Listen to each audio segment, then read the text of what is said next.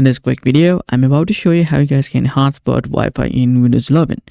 First, right click on start button and then go to settings. And from settings, you guys will need to click on network and internet. And then simply click on mobile hotspot over here.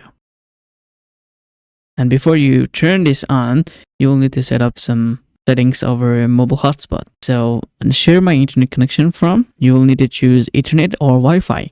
So if you guys are using Ethernet, then I would suggest using this Ethernet, or you can also use Wi-Fi. Then you can share this over Wi-Fi instead of Bluetooth because Bluetooth is slow. So I would prefer using Wi-Fi. Alright, so here is the properties of your Wi-Fi. So click on edit. Now you can rename or whatever, change the name and set the password. Alright, so I'm setting this up. 8 and Wi-Fi name like just like that. And you guys can also select the network band. So I will select this to any available. You can set to like 5 gigahertz or 2.4.